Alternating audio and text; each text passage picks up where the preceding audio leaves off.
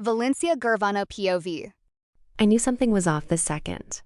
I was called to my father's office before breakfast.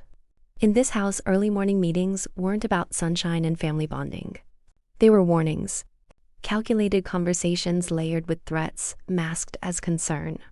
So when I stood outside that tall, intimidating door, mahogany, carved with our crest, I already knew I was in trouble. I adjusted the hem of my oversized t-shirt, yanked the sleeves down my wrists, and knocked twice.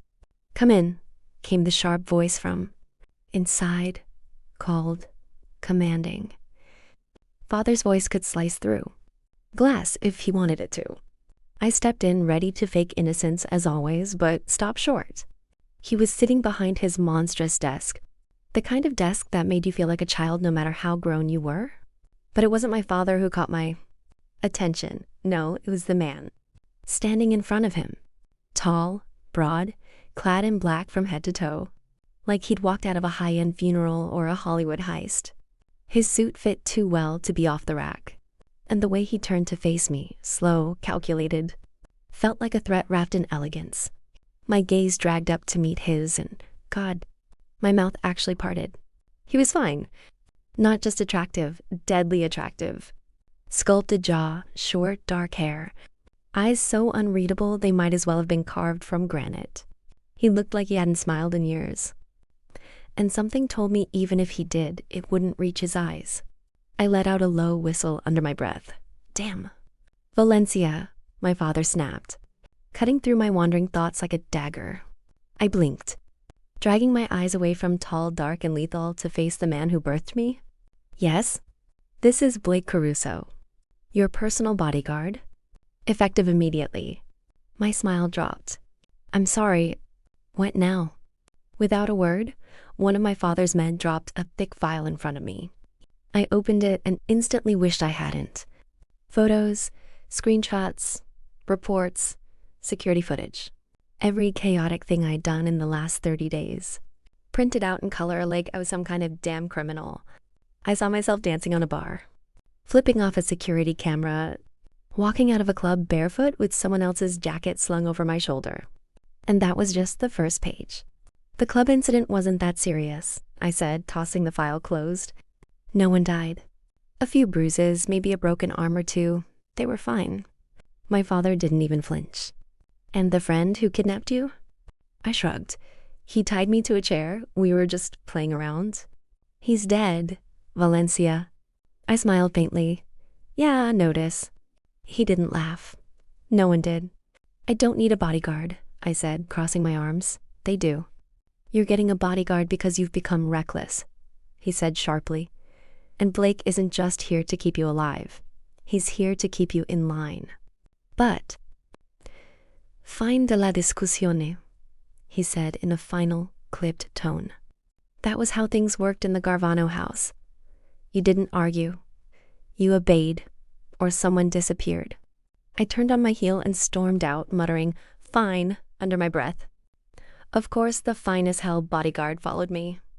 Silent steps, heavy presence, like a shadow I hadn't asked for but couldn't get rid of. I glanced back at him. "So, Blake, you sure you're my bodyguard, not my next boyfriend?" His expression didn't change. "I'm sure, ma'am." You just want to stalk me, admit it." "I'm your bodyguard, not your stalker." "Same thing." He didn't reply. "I have school in an hour," I said, heading upstairs. "Guess you're coming too." "I go where you go." I rolled my eyes. "You're going to be very popular with my girls." I showered, dressed, black crop top, red leather jacket, and a skirt that screamed, "I don't care, but you will." When I walked down, Blake was waiting near the door. His eyes flicked toward me and then right past me. Not a single compliment. Not even a second glance. The audacity. "Are you allergic to looking at me or something?" I asked, brushing past him. "No, I'm looking for threats." "Then you should be looking at me." I didn't wait for a reply as I strutted to the black SUV parked outside. He was already scanning the perimeter like this was a war zone. Before I could step out, he shut the door in my face, stood outside for 5 seconds, then opened it again. "Excuse me," I said, "why did you close the door on me like a damn child?" "I was checking for potential threats, princess," he said. I raised a brow. Princess? Trying to flirt now? Don't flatter yourself, that's what I call all my clients. Clients? Plural. I didn't reply. I just smiled sweetly and walked ahead of him. We'll see how long you stay that cold, Blake.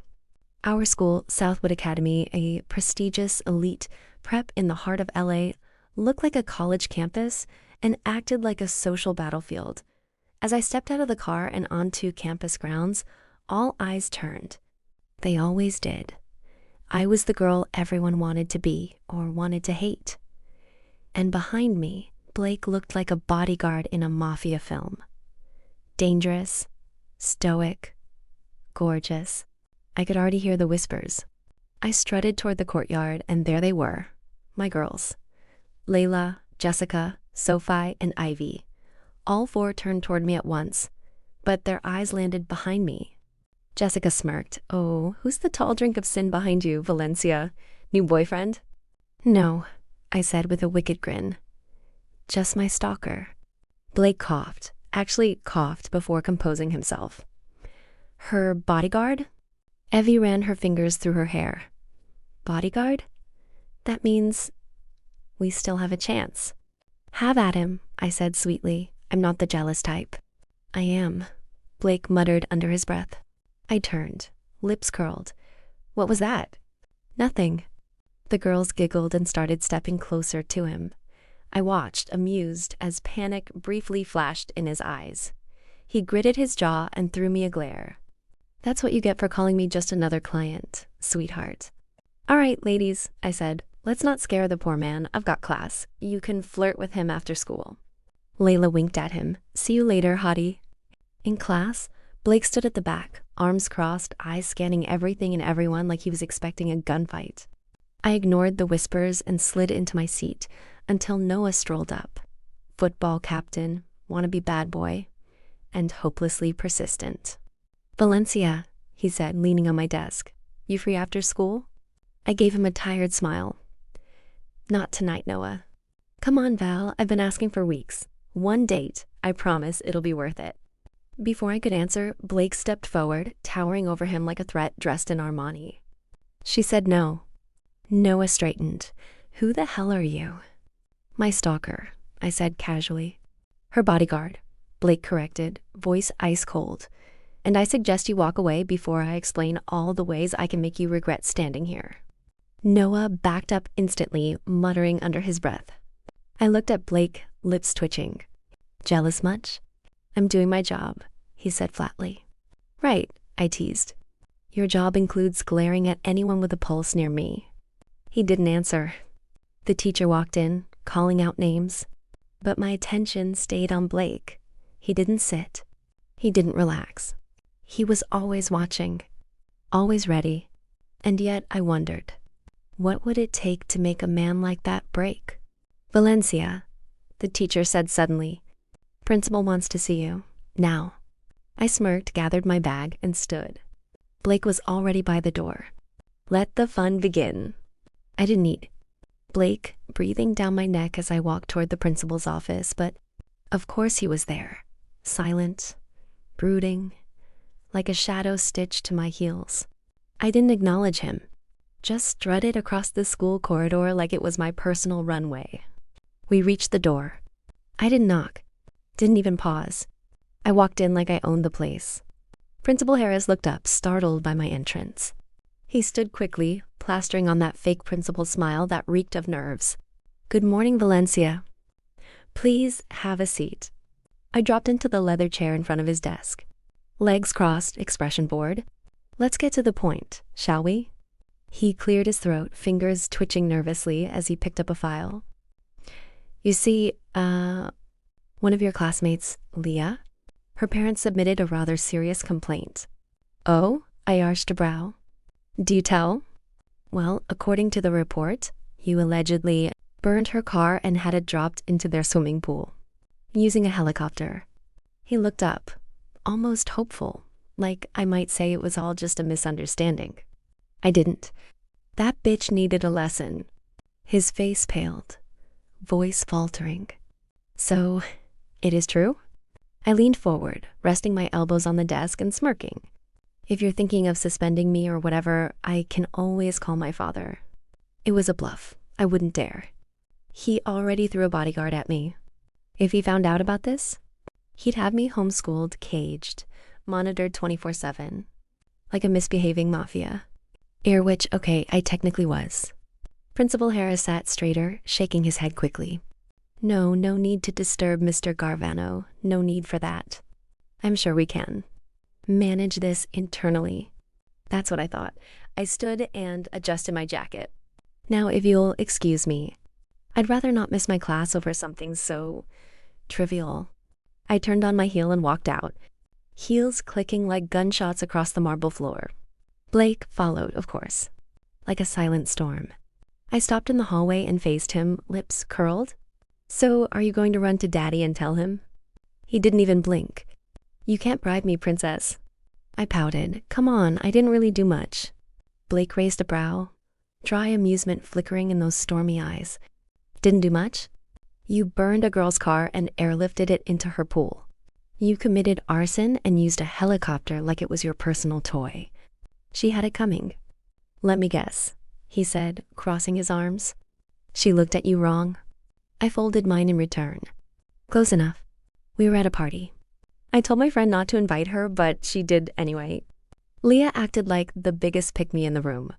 And when guys still paid more attention to me, she accidentally spilled her drink on my dress. A silk Chanel, white. It wasn't an accident. So, naturally, Blake said, your response was to destroy her car and drop it in her pool. Exactly, I said with a grin. Now you're getting it. He stared at me like I was insane. I won't do it again, I added quickly, shifting my tone to sweet. Promise, just don't tell my dad, please. I don't want to be locked inside that mansion again. I'll die of boredom. His voice lowered. I'm not here to be your accomplice. I'm here to report everything. I groaned. You're hopeless. And you're reckless? He replied flatly. I narrowed my eyes. I swear I'll get my revenge. He didn't reply, just kept walking behind me like the loyal watchdog he was. Blake Caruso POV. Lunchtime was loud, chaotic, the kind of noise that made people like me itch for a weapon. I followed Valencia into the cafeteria, eyes scanning every corner, every exit, every wannabe boy who might try flirting with her while forgetting she belonged to a family that could erase their existence overnight. We made it to her table, a swarm of designer bags, overdone lip gloss, and girls who looked at me like I was the next dessert on the menu. I hated it. Go get my lunch, Blake, Valencia said like I was her butler. I didn't argue. I needed space. But before I could even move up the line, that idiot from earlier, Noah stepped in front of me like he wanted round two. Hey, bodyguard, he sneered. You think I was scared of you earlier? Nah. His little sidekick snickered behind him. I stared him down, stepped closer. If I wasn't being paid to keep calm, I said slowly, you wouldn't be standing here right now. He backed up instantly, muttering some excuse about football practice before vanishing. Coward. I grabbed Valencia's overpriced lunch and brought it back to her table, just in time to hear her friends planning something idiotic. A new club opened up in the West District, Layla was saying. Word is big mafia names get VIP treatment for free. You in, Val? Ivy asked. Your last name's literally a golden ticket. Valencia smirked. I'm in. Drinks on me. I gave her a look. A don't even think about it kind of look. She ignored it, her smile growing smug. This girl was a damn menace. But her father? He'd skin me alive if I let her out after what she did to Leah. I smirked back slowly. Just wait, princess. Your party plans are about to go up in flames. Valencia Garvano POV. After school, the car was already waiting. I slid in, Blake right behind me, silent and cold. Blake, I said in my best, guilty little rich girl tone. You're not really going to tell my dad, are you? I already did. I gasped. You traitor. He didn't look at me. I'm your bodyguard. Not your best friend. Not your little secret keeper. I leaned toward him, grinning. What if I flirt with you for a month? 2. Even? He snorted. That's your idea of a bribe now? It worked on Noah. He looked out the window. I need your father to punish you. Maybe then you'll stop pulling this mafia princess stunt. I rolled my eyes. So basically, you're just a terrible bodyguard who can't handle me. He turned slowly, finally meeting my eyes. You have no idea what I can handle, princess. The tone of his voice made my stomach tighten. I stared at him. What the hell does that mean? He didn't answer. Of course he didn't. We reached the mansion. I stepped out, turned back, and stuck my tongue out at him before stomping toward the front doors. That man was infuriating. Later that evening, I was mid-call with the girls, planning outfits and rides to the club, when a knock landed at my door. "Ma'am," one of the staff said, "Mr. Garvano is expecting you in his study." I groaned. "Shot that man snitched." Jessica laughed through the phone. "You mean your hot bodyguard? Girl, call us after your sentencing." I hung up and made my way down the hall. I knocked. "Come in," my father's voice called from within. I stepped inside, smiling like the angel I'd never been. "Yes, Dad?" He didn't smile back. "Drop the at, Valencia. Blake already informed me of the incident." Of course he did. "Would you like to explain why you thought throwing a burning car into a swimming pool was a reasonable reaction?" "It was revenge." "Revenge," he repeated, standing behind his desk. "Valencia, revenge is something you take when you're old enough to run your own empire, not as a spoiled teenager with access to a helicopter." I grinned. "So you admit it was just a little damage?" He narrowed his eyes. "You're grounded for 2 weeks. Be thankful I'm being generous." 2 weeks? I shouted. I was going to hit that new club tonight. "No," he said sharply. "It's dangerous. And with the way you've been acting lately, I can't risk another public scandal." "Niente ma." I stormed out of the office, slamming the door behind me. Blake was waiting in the hallway. He gave me that smug look again, the one that made me want to throw something expensive at his face. "You will pay for this," I growled, pushing past him. He chuckled under his breath. "Looking forward to it, princess."